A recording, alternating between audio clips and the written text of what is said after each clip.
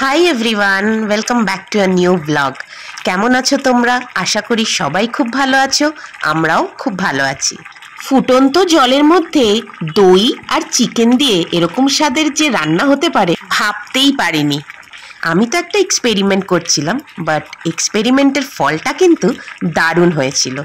আর আজকে আমি কিভাবে এই এক্সপেরিমেন্টটা করেছি সেটাই তোমাদের সাথে শেয়ার করতে চলে এলাম। রান্নার প্রধান উপকরণ চিকেন।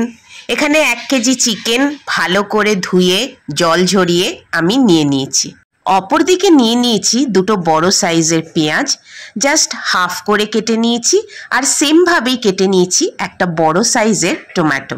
এগুলো কিন্তু সবই ধুয়ে পরিষ্কার করে নিয়েছি। গ্যাসে কড়াই বসিয়ে তার ভেতরে দিয়ে দিচ্ছি পরিমাণ মতন জল।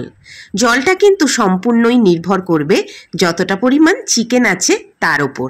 জলটা ভালো গরম হতেই দিয়ে দিচ্ছি ভালো করে ফেটিয়ে রাখা নর্মাল টেম্পারেচারের টক দই।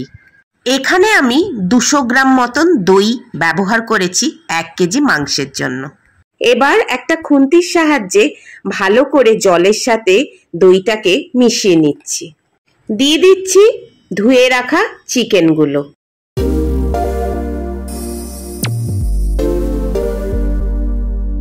চিকেন দেওয়ার পর দিয়ে দিচ্ছি পেঁয়াজ আর টমেটোগুলো।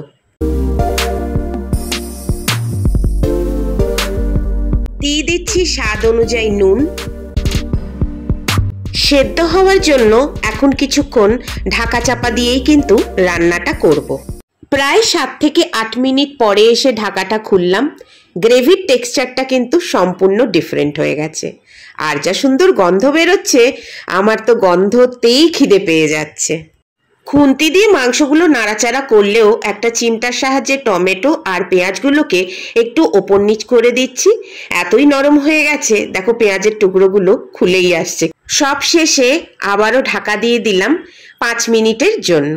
5 মিনিট পরে ঢাকা খুলে সেদ্ধ হয়ে যাওয়া টমেটো আর পেঁয়াজগুলোকে এক এক করে আমি মিক্সিং বলে নিয়ে নিচ্ছি, কারণ এই সেদ্ধ হয়ে যাওয়া পেঁয়াজ, টমেটো আর কিছু সামান্য উপকরণ দিয়ে একটা মশলার পেস্ট তৈরি করব।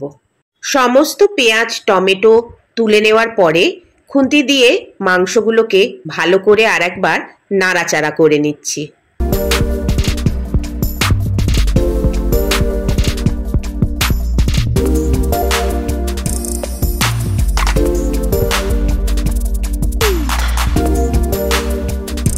দিয়ে দিচ্ছি আগে থেকে ভেজে রাখা আলুর টুকরোগুলো। এই রান্নাটাই কিন্তু আলু না দিলেও চলে, তবে আমার পুরনো সব বন্ধুরাই জানে আমার বাড়িতে মাংস রান্না যাই হোক না কেন আলু মাস্ট। ড্রাই রোস্টের জন্য চাটুতে কয়েকটা গোটা মশলা নিয়ে নিয়েছি। মশলার পরিমাণ নির্ভর করবে সম্পূর্ণই চিকেনের পরিমাণের উপর। আমি নিয়েছি 3 টিস্পুন গোটা জিরে, 3 টিস্পুন গোটা ধনে, 4 থেকে 5টা গোটা শুকনো লঙ্কা, 3 টিস্পুন গোটা মৌরি, 2 টিস্পুন গোলমরিচ গোটা, 4টে ছোট এলাচ, 3টে দারচিনির টুকরো।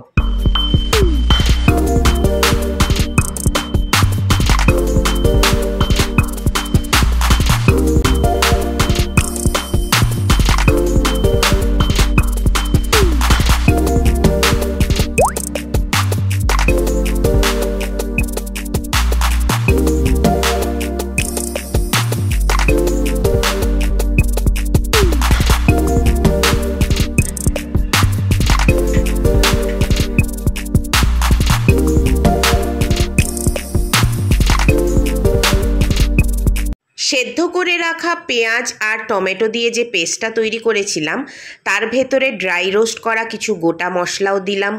তার সাথে দিলাম কিছু গুঁড়ো মশলা এবং আদা রসুনের পেস্ট। সেই সমস্ত কিছু দিয়ে মিক্সিং বলে একটা মিহি পেস্ট তৈরি করে নিলাম।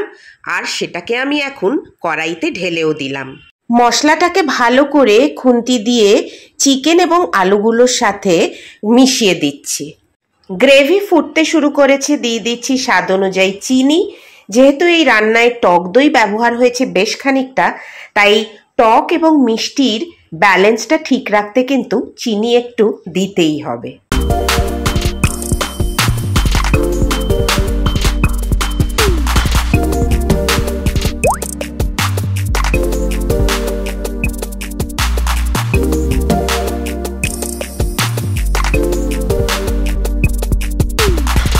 রান্না আমার অলমোস্ট ডান। ধুয়ে রাখা ধনেপাতা দিয়ে দিলাম আর 2 থেকে 3 মিনিট একটু ফুটিয়ে গ্যাস অফ করে গরম গরম ভাতের সাথে পরিবেশন করব। এটা কিন্তু রুটি, পরোটা, লাচ্ছা দিয়েও খাওয়া যায়।